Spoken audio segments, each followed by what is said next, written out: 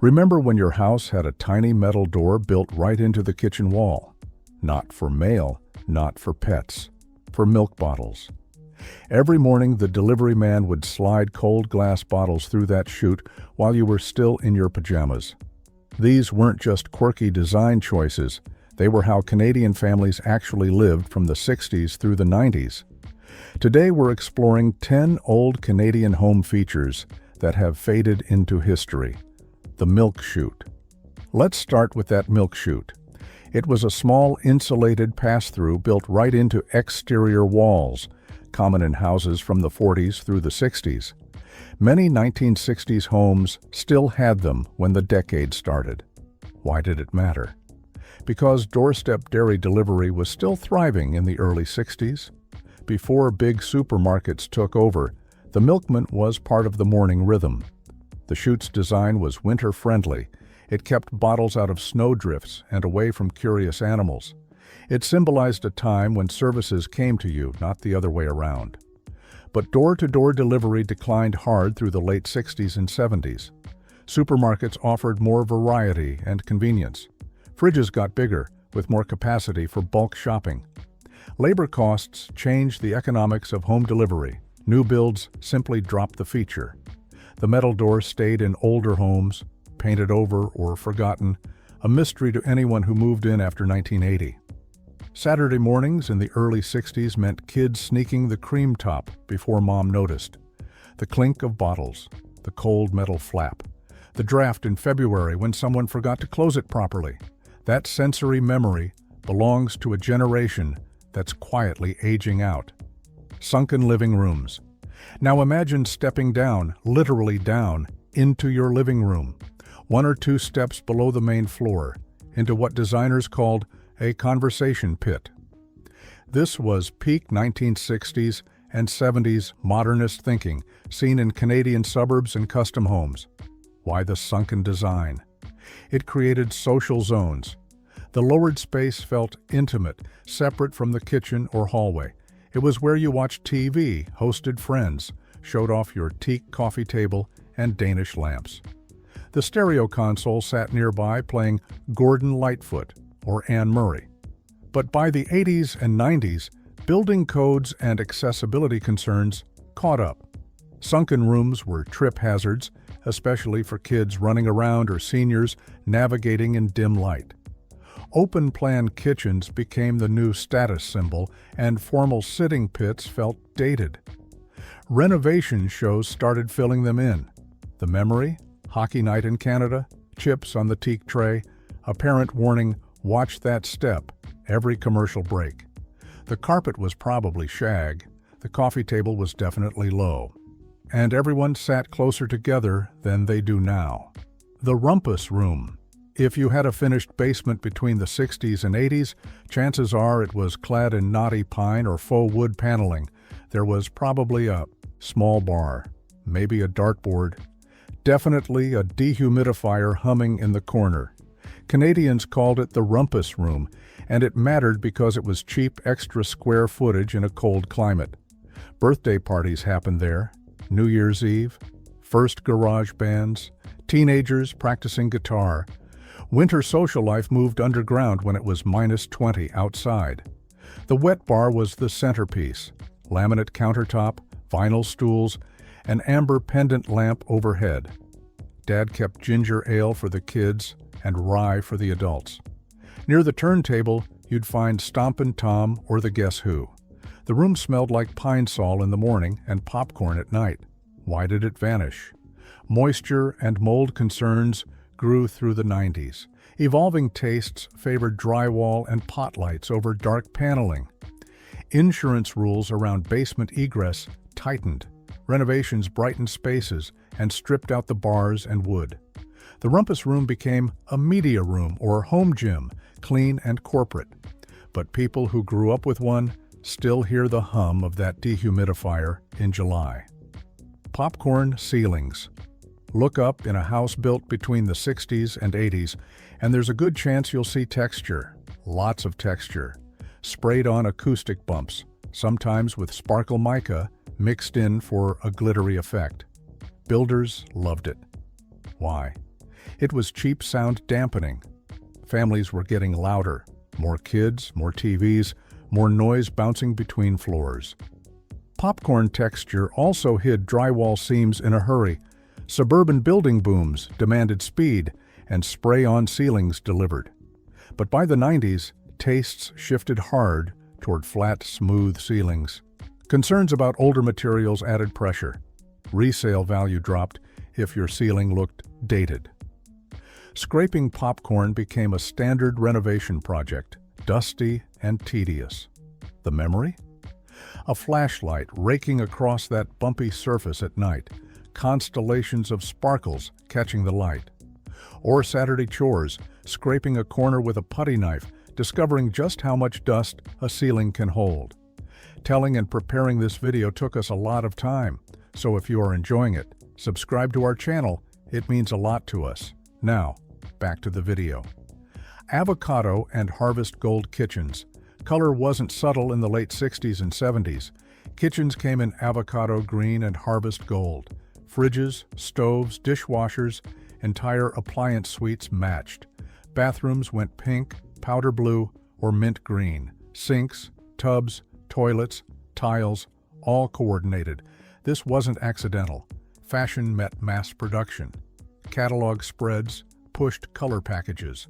Canadian builders offered upgrade options in these tones, and buyers wanted them. It felt modern, bold, different from the white sterility of the 50s. But the 80s brought a pivot to white and almond. The 90s introduced black and stainless steel. Energy efficiency standards changed, and people replaced old appliances. Fashion moved on. Those avocado fridges and harvest gold ranges ended up in landfills or basements. What remains? The sense memory of that fridge hum. School photos held up by magnets. A harvest gold timer bell that ruled homework breaks. The coordinated color schemes weren't just design, they were the background hum of everyday life. Whole house intercom systems picture. A beige wall panel in the kitchen, about the size of a paperback book. It has a speaker grill, a talk button, a listen button, and a dial for AM/FM radio. Wired stations like this connected kitchens to bedrooms to the front door. New Tone and similar brands sold thousands across Canada from the 60s through the 80s. Why did it matter? Pre-mobile family coordination. Supper's ready crackled through every room. You could monitor the front door before video doorbells existed. And the built-in radio played all day. News at breakfast, music while cleaning, hockey scores during homework. But cordless phones arrived in the 80s, then answering machines, then mobile phones in the 90s. Hardwired intercom systems became expensive to service and impossible to update. Visually, they screamed old. New builds stopped including them. Kids who grew up with intercoms remember pressing "listen" to catch the score upstairs, or talking back to mom without leaving their room. It was low-tech, but it worked, until it didn't. Rotary wall phones and telephone niches. The kitchen wall phone wasn't just a phone. It was the family message hub, hardwired, often rotary, later touch-tone, mounted next to a small shelf or cubby. That niche held the thick phone directory, a notepad, and a pencil on a string. Maybe a cork board for school notices. The curly cord stretched across the kitchen. You could stir a pot and chat with your aunt at the same time. Everyone in the house could hear your half of the conversation. Privacy didn't exist. Why did it vanish? Portable handsets in the 80s gave people freedom to walk and talk. Answering machines meant you didn't have to race to pick up. Mobile phones in the 90s made wall jacks obsolete. The furniture niche lost its purpose when the phone book went online. But the memory is tactile. The dial tone drone, the click-click of the rotary return, the yellow plastic, the notepad that said, "Call Mrs. Singh, bake sale." That phone wasn't just technology. It was where family life got organized. Screw-in fuse panels. Open the electrical panel in a mid-century house, and instead of breaker switches, you might find ceramic screw-in fuses. Edison base fuses were standard through the 60s and 70s in many older homes. Why did it matter? Simple household troubleshooting. If a circuit overloaded, say during Christmas lights, the fuse blew. You unscrewed it, found a spare in the jar Dad kept on the shelf, and screwed in a replacement. Fuses were labeled in pencil: lights, plugs, range. But new builds shifted toward resettable circuit breakers by the late 70s and 80s. Modern appliances, microwaves, multiple TVs, hair dryers demanded higher loads and better protection. Fuses couldn't keep up. Renovations replaced panels. The memory? Dad heading downstairs when the living room went dark during the Grey Cup. The metallic smell of the panel. The relief when the lights came back on. It was a hands-on relationship with your home's electricity that most people today never experience. Rooftop TV antennas with rotator boxes, metal aerials on chimneys, VHF and UHF prongs reaching for signals. Inside, a wood grain box with a compass dial, the rotator. Turn the knob, and the antenna on the roof swiveled to aim at the nearest transmitter. This was how Canadians got TV from the 60s through the 80s. You pulled in CBC and CTV. If the weather cooperated, maybe a U.S. station across the border. Saturday morning cartoons and hockey night in Canada depended on good aim and clear skies.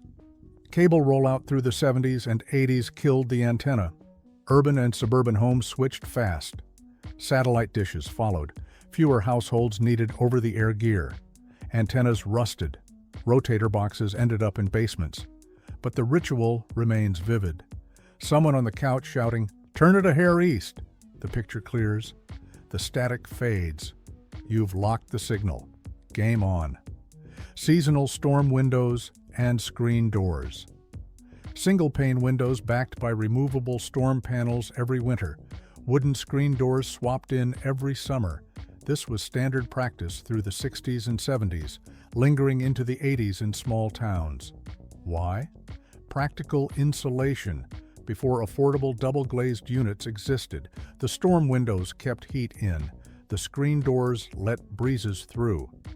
It was seasonal maintenance, part of the rhythm of Canadian life.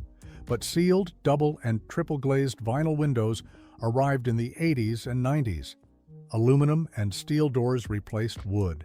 Energy codes pushed upgrades. Convenience ended the twice-yearly changeover.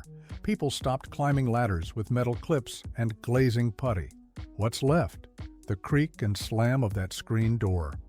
Dad on the ladder every October, swearing quietly. In June, the soundtrack of popsicles and sprinklers. The smell of cut grass and WD-40. It's a sensory ghost from a slower, more manual time. If this brought back memories, hit that like button and subscribe for more Canadian nostalgia. Drop a comment telling us which feature you remember most. Thanks for watching, and we'll see you in the next one.